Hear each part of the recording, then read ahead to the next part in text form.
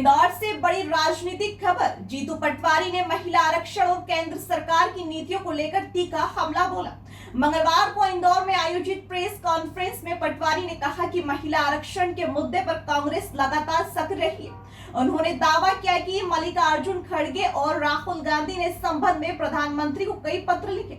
पटवारी ने यह भी कहा कि वर्षों पहले सोनिया गांधी संसद में महिला आरक्षण विधेयक लेकर आई थी और कांग्रेस शासित स्थानीय निकायों में महिलाओं की 50% तक आरक्षण दिया गया।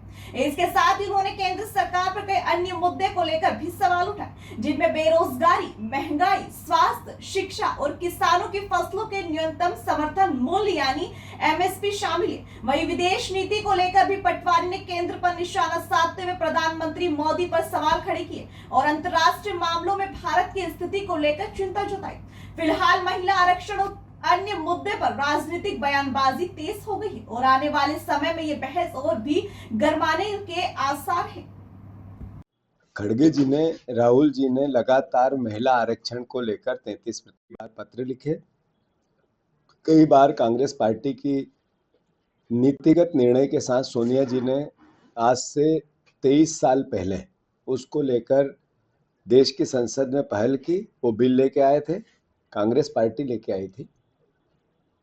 राजीव जी ने 50%, 33% आरक्षण दिया था, उसको कांग्रेस पार्टी ने 50% लोकल बॉडी इलेक्शन में किया, पंचायतों में और नगर पालिका, नगर निगम में।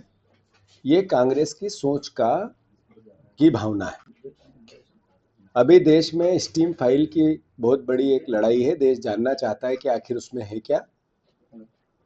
नरेंद्र मोदी के मंत्रियों के नाम क्यों आ रहे हैं?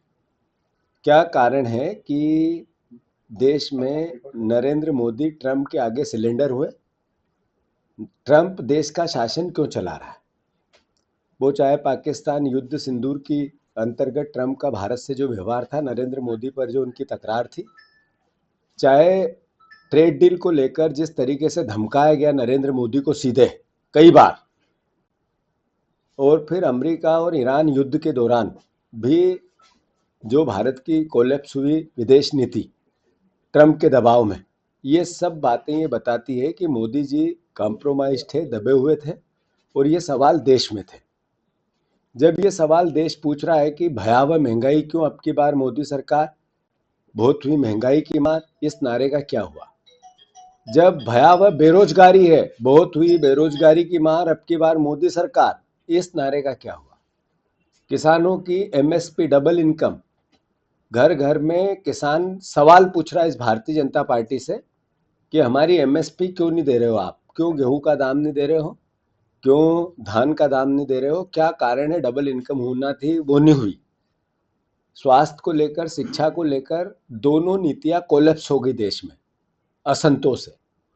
इन सवालों से देश का ध्यान भटकाना है तो जो 2023 में महिला आरक्षण बिल आया उसी पर देश को गुमराह करना है।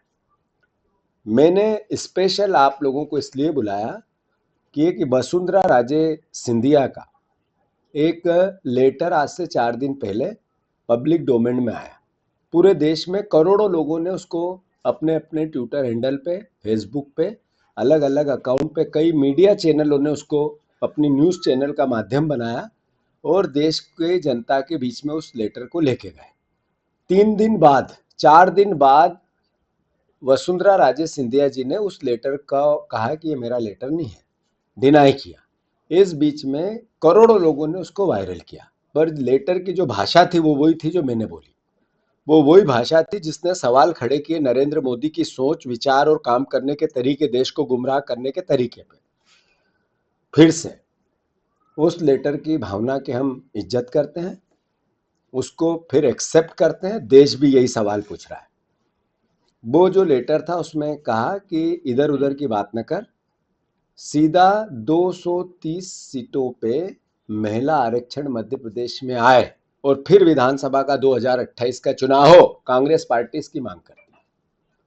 कांग्रेस पार्टी मांग करती है कि देश की संसद में आज जितनी सीटें हैं, लोकसभा की और राज्यसभा की, उसमें आज के आधार पर ही महिला आरक्षण आए।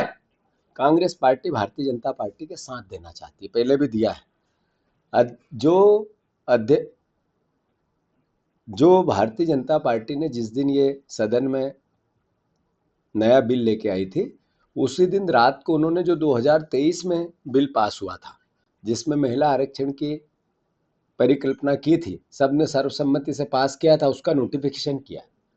ये जब हुआ है तो फिर देश गुमराह क्यों कर रहे हैं?